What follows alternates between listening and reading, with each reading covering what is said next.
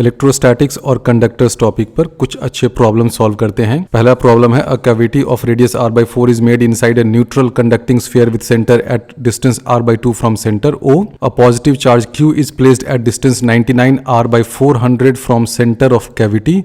Late inner surface of cavity be called 1 and outer surface of sphere be called 2. Which of the following statements are correct?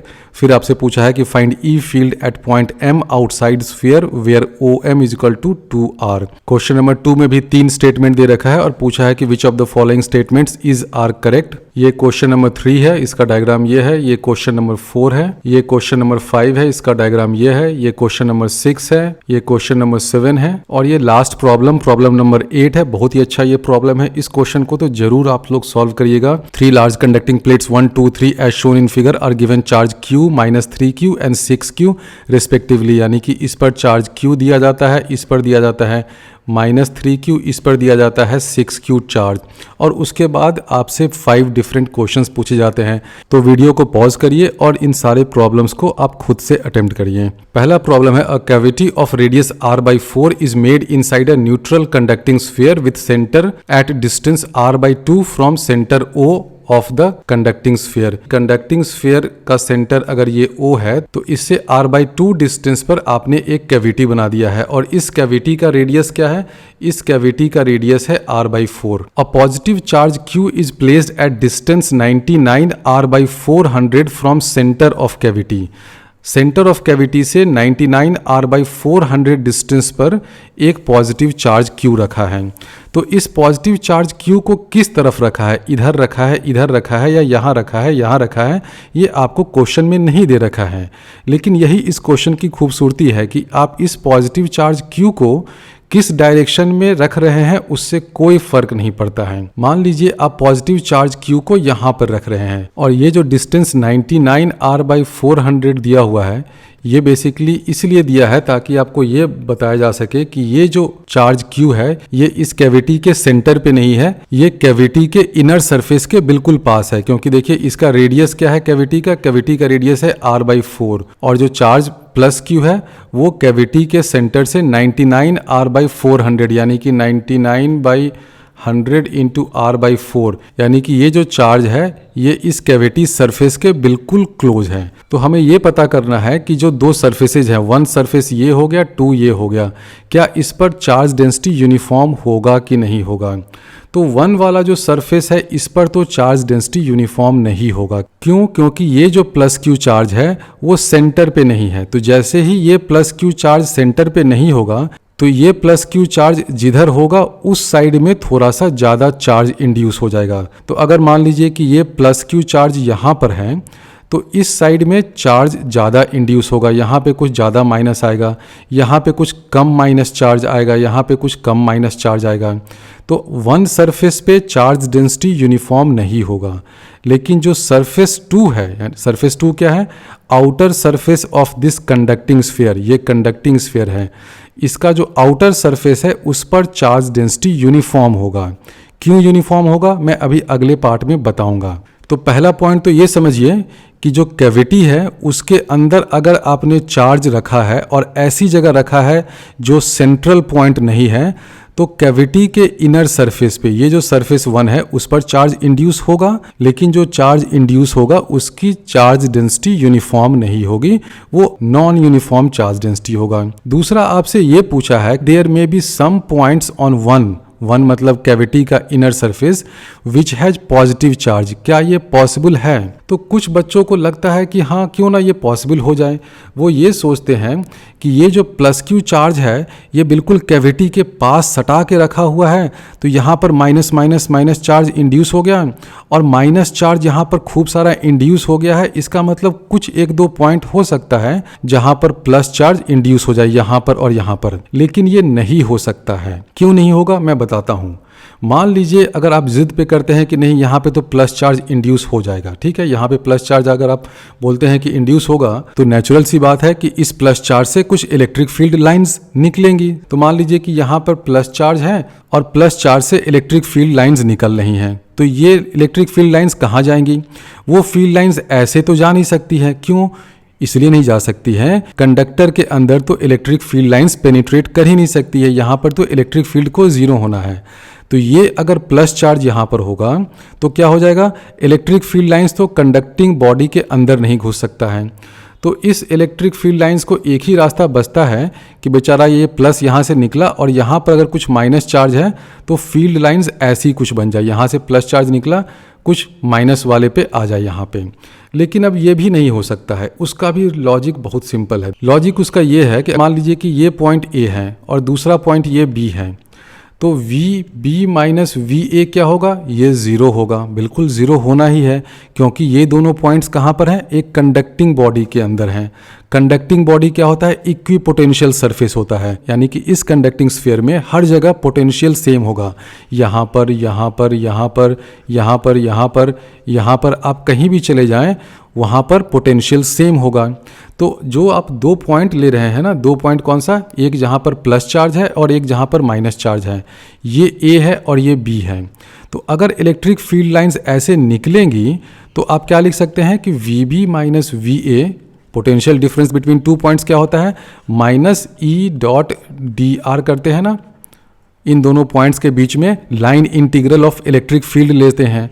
तो अगर electric field lines ऐसे होगी तो ये ई dot D are क्या होगा, कुछ नॉन ज़ीरो नंबर आ जाएगा, 5 6 -5 -6 कुछ भी आ जाएगा। उस केस में क्या हो जाएगा, V B minus V A is not equal to zero. तो ये हो नहीं सकता है, इसलिए ये कभी नहीं होगा कि there may be some points on one which has positive charge. B option गलत है। तो आप ये ध्यान रखिए कि इस कैविटी के अंदर अगर आपने पॉजिटिव चार्ज रखा है, चाहे कैविटी के सरफेस से आप कितना भी सटा दें, कैविटी के सरफेस पे कहीं भी प्लस चार्ज तो इंड्यूस बिल्कुल नहीं होगा।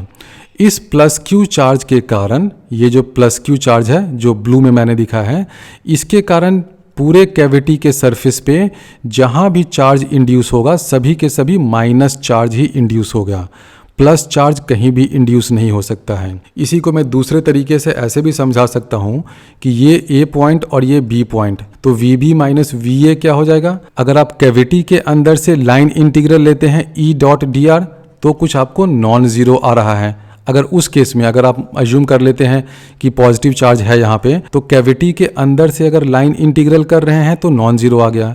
लेकिन अगर आप कैविटी के बाहर बाहर इंटीग्रल कर दीजिए ऐसे, तो इस पूरे पाथ पे तो ई ज़ीरो है, क्योंकि ये कंडक्टिंग बॉडी के अंदर है ये पाथ। तो अगर हम लोग इस पाथ के अलोंग इंटीग्रेट करें, ग्रीन कर्व के अलोंग, तो V B minus V A क्या हो जाएगा, ये ज़ीरो हो जाएगा। तो V B minus V A एक पाथ में नॉन ज़ीरो आ गया, एक पाथ में ज़ीरो आ गया, ये भी नहीं हो सकता है। तो इसलिए ये चीज़ कभी नहीं होगा कि कैविटी के इनर सरफेस पे पॉजिटिव चार्ज इंड्यूस हो जाए, बिल्कुल नहीं हो सकता है। कि ये जो प्लस क्यू चार्ज है वो सेंटर पे नहीं है, किसी एक ऑफसेट पॉइंट पर है, यानी कि सेंटर से हटकर है। इसलिए कैविटी के सरफेस 1 पे चार्ज डेंसिटी यूनिफॉर्म नहीं होगा, लेकिन सरफेस 2 पे चार्ज डेंसिटी यूनिफॉर्म होगा। उसका रीजन मैं अब समझाता हूँ। आप कोई भी एक आर्बिट्ररी पॉइंट P ले लीजिए इनसाइड द कंडक्टिंग स्फीयर। इस पॉइंट P पर इलेक्ट्रिक फील्ड क्या होगा, इलेक्ट्रिक फील्ड यहाँ पर जीरो होना है, क्योंकि ये क्या है, ये एक पॉइंट है इनसाइड द कंडक्टिंग स्फीयर, और हम लोग जानते हैं कि inside the conducting sphere electric field zero होता है। लेकिन इस पॉइंट P पर इलेक्ट्रिक फील्ड कहाँ से आ सकता है, उसके कितने सोर्सेज हो सकते हैं, 3 सोर्स हो सकता है।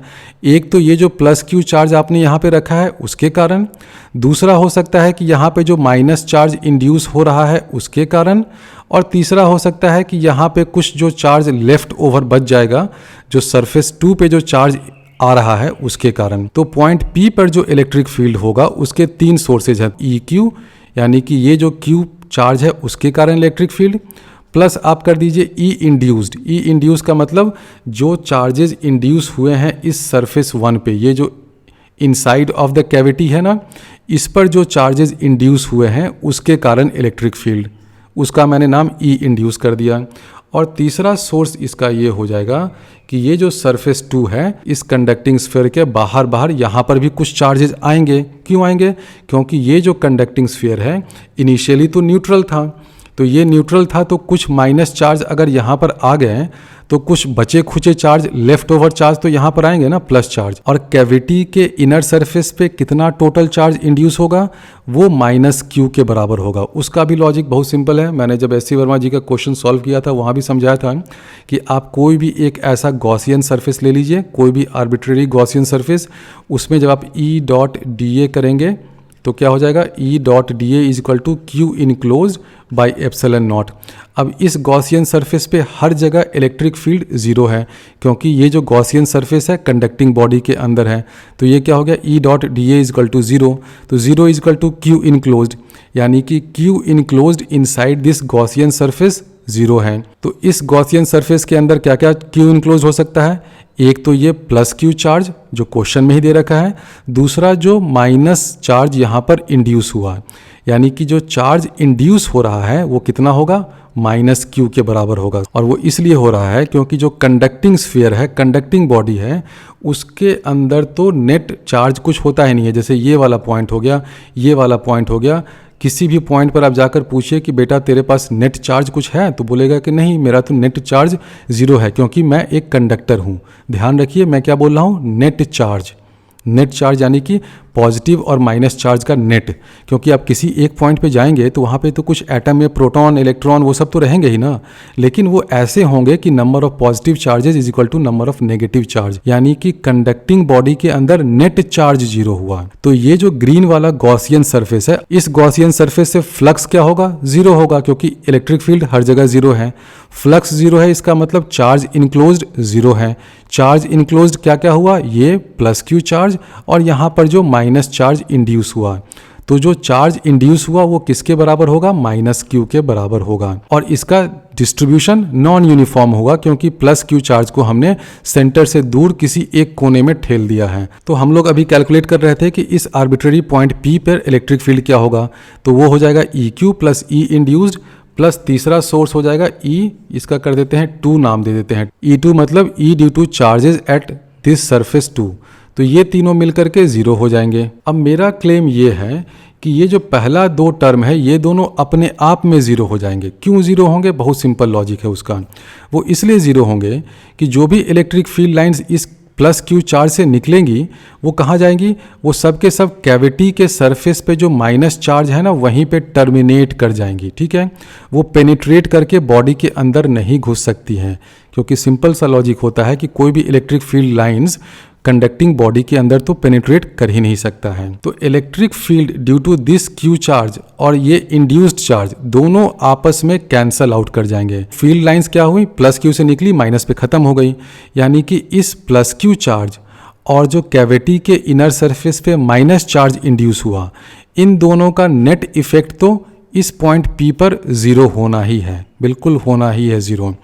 ई क्यू प्लस ई इंड्यूस्ड मिल करके इस पॉइंट पी पर उसका नेट इफेक्ट जीरो होना है। तो जब हम लोग इस पॉइंट पी की बात कर रहे हैं तो हमने क्या लिख दिया कि ये दोनों का सम जीरो हो गया, यानी कि E2 का भी सम जीरो होना है, यानी कि E2 is equal to zero at this point P। यानी कि मैं ये क्लेम कर रहा हूँ कि इस आर्बिट्रेरी पॉइंट P पर electric field due to charges at surface to zero होना है। और ये पॉइंट पी कहीं हो सकता है, यहाँ भी हो सकता है, यहाँ भी हो सकता है, यहाँ भी हो सकता है। यानी कि मैं कह रहा हूँ कि आप इस कंडक्टिंग स्फीयर के अंदर आप कहीं भी चले जाएं, इस सरफेस टू पे जो चार्ज है उसके कारण इलेक्ट्रिक फील्ड को ज़ीरो होना है।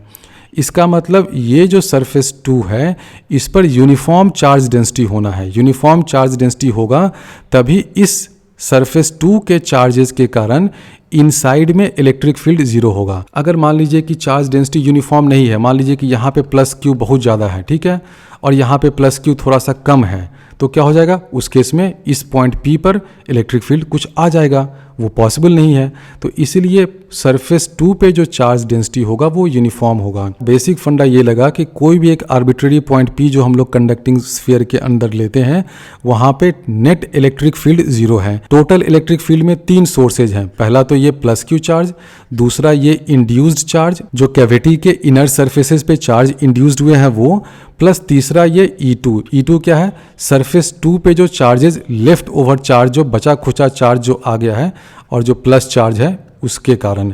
और हमने दिखा दिया कि EQ और E इंड्यूस्ड आपस में दोनों मिल करके ज़ीरो हो जाएंगे, तो ऑब्वियसली E2 को भी ज़ीरो होना पड़ेगा।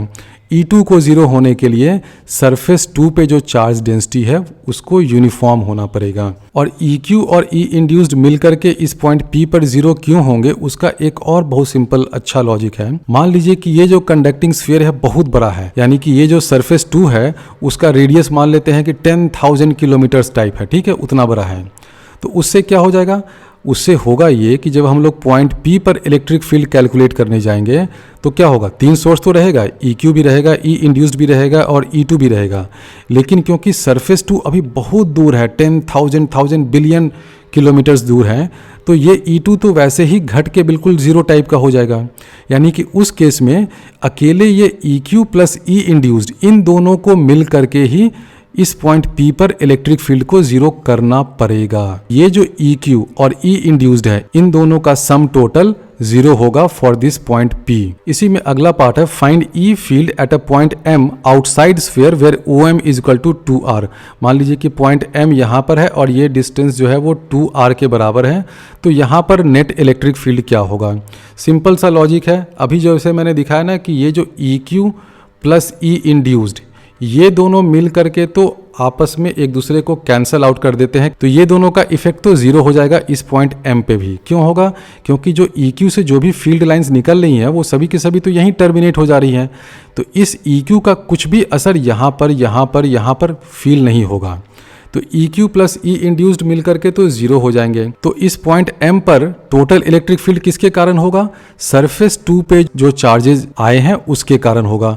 और ये सरफेस 2 पे जो चार्ज आया है ये यूनिफॉर्म चार्ज डेंसिटी है, और ये चार्ज कितना होगा, ये Q के बराबर होगा। क्यों होगा, बहुत सिंपल लॉजिक है उसका, क्योंकि Q चार्ज यहाँ पर है कैविटी के अंदर, तो माइनस Q चार्ज इंड्यूस हुआ कैविटी के इनर सरफेस पे।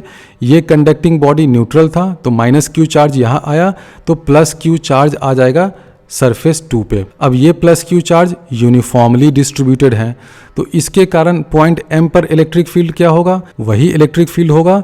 अगर हम लोग ये मान लेते हैं कि ये जो प्लस Q चार्ज है वो इस स्फीयर पे ना हो करके इस सेंटर O पर सिचुएटेड है, तो इलेक्ट्रिक फील्ड एट M अगर आपसे पूछा जा रहा है तो वो क्या हो जाएगा, 1/4 pi epsilon not into Q divided by OM square के बराबर हो जाएगा। यानी कि आप ये देख रहे हैं कि इस पॉइंट M पर इलेक्ट्रिक फील्ड कितना होगा वो इस बात पर बिल्कुल भी डिपेंड नहीं करता है कि इस प्लस Q चार्ज को हमने इस कैविटी के अंदर कहाँ रखा है। यहाँ पे रखिए, यहाँ पे रखिए, सेंटर पे रख दीजिए, इधर रखिए, इधर रखिए, कुछ भी फर्क नहीं पड़ता है। तो ये जो कैविटी है इसके अंदर चार्ज का लोकेशन कहाँ पर है उससे इस पॉइंट M की सेहत पे कोई फर्क नहीं पड़ता है। वो इसलिए हो रहा है कि इस कैविटी और इस पॉइंट M के बीच में ये कंडक्टिंग बॉडी आ गया है, और ये कंडक्टिंग बॉडी जो है वो शील्ड की तरह काम करता है। ये कंडक्टिंग बॉडी क्या करता है कि कैविटी के अंदर कितना चार्ज है ये इंफॉर्मेशन तो बाहर वाले पॉइंट को कम्युनिकेट कर देता है कि हाँ भाई Q चार्ज रखा हुआ है, तो लो तुम्हारे पास इलेक्ट्रिक फील्ड आ गया 1/4 pi epsilon not Q by OM square.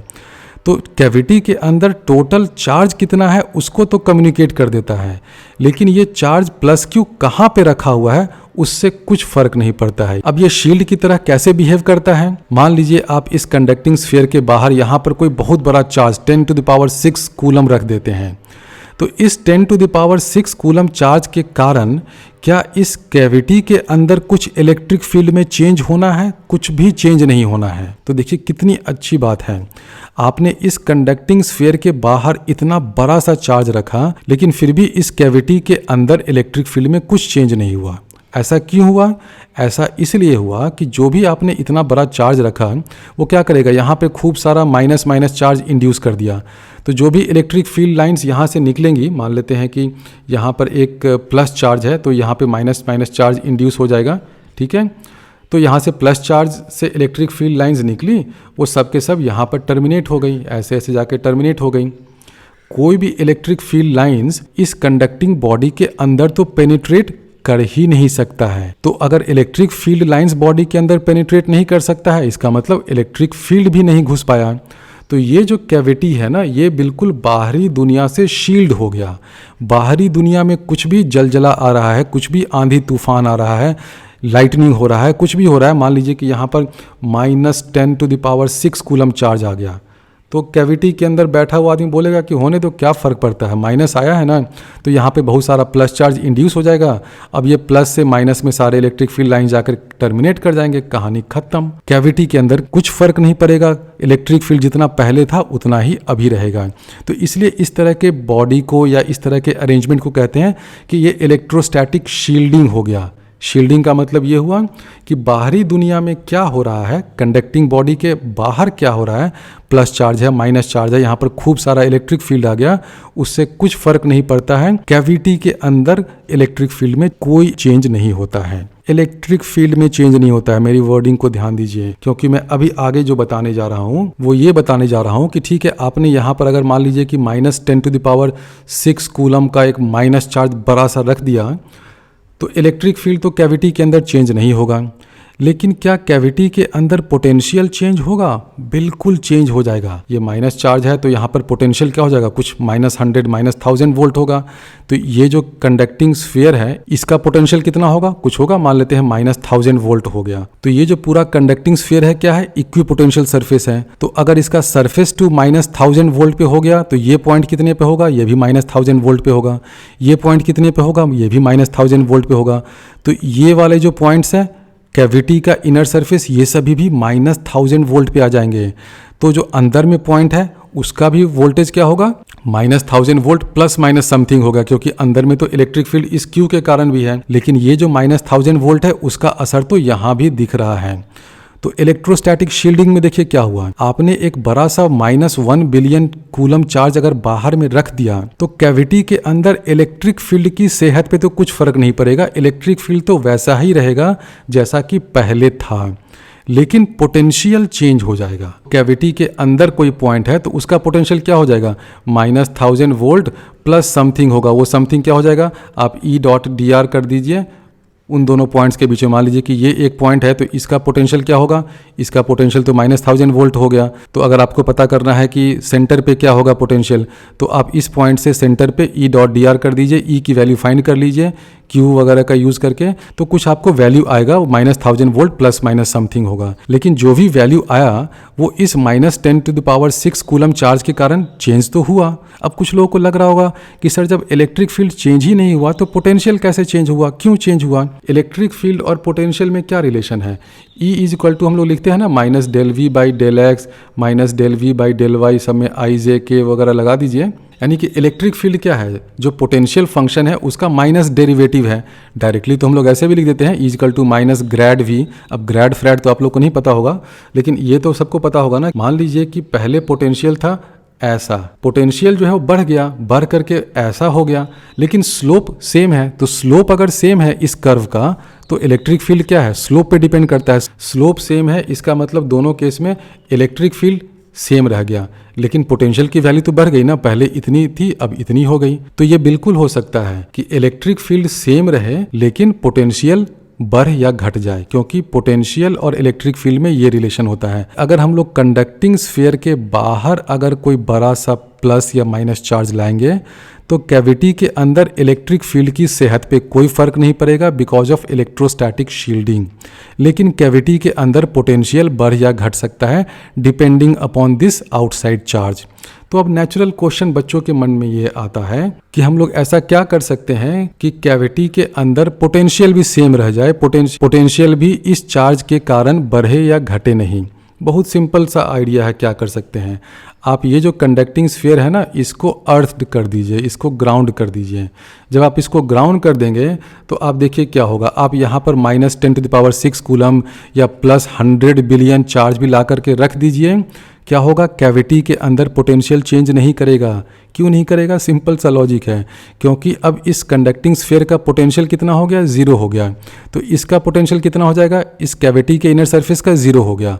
तो यहाँ पर पोटेंशियल क्या होगा, सिंपल, वो डिपेंड करेगा कि इस क्यू के कारण कितना इलेक्ट्रिक फील्ड है। आप E.dr कर लीजिए, आपको इस पॉइंट पर पोटेंशियल मिल जाएगा। तो अगर आपने कंडक्टिंग स्फीयर के बाहर कोई बहुत बड़ा सा चार्ज भी लाकर रख दिया है, कोई बहुत बड़ा जलजला हो गया, इलेक्ट्रिक फील्ड आ गया, माइनस चार्ज प्लस चार्ज आ गया, और आप चाहते हैं कि कैविटी के अंदर आप सुरक्षित बैठे रहें, तो इलेक्ट्रिक फील्ड तो चेंज नहीं करेगा, वो इस कंडक्टिंग स्फीयर की प्रॉपर्टी के कारण हो जाएगा कि इलेक्ट्रिक फील्ड कैविटी के अंदर चेंज नहीं करेगा।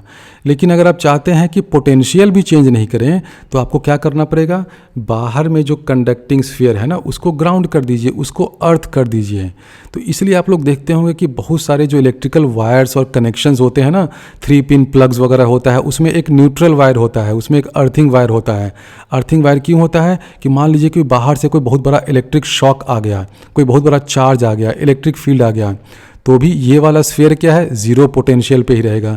ये जीरो पे रहेगा तो ये जीरो पे रहेगा, ये जीरो पे रहेगा तो इस केसिंग के अंदर, मान लीजिए कि ये कोई इलेक्ट्रॉनिक केसिंग है, तो केसिंग के अंदर जो कैविटी में आपका कुछ सामान है ना, इलेक्ट्रिक फ्यूज व्यूज या कुछ भी अप्लायंस वगैरह है, इसके अंदर पोटेंशियल चेंज नहीं होगा। अगर आप चाहते हैं कि कैविटी के अंदर पोटेंशियल भी चेंज नहीं हो, तो आपको ये जो आउटर सरफेस है उसको ग्राउंड करना पड़ेगा। आउटर सरफेस को ग्राउंड करिए या इनर कैविटी को ग्राउंड कर दीजिए, कोई फर्क नहीं पड़ता है, क्योंकि ये तो कंडक्टिंग बॉडी है ना। कंडक्टिंग बॉडी में हर जगह तो पोटेंशियल सेम होना है। आपने आउटर को जीरो पे कर दिया, चाहे इसको जीरो पे कर दिया, V=0, तो पूरा ये कंडक्टिंग बॉडी V=0, पोटेंशियल इसका जीरो हो गया अर्थिंग करने से।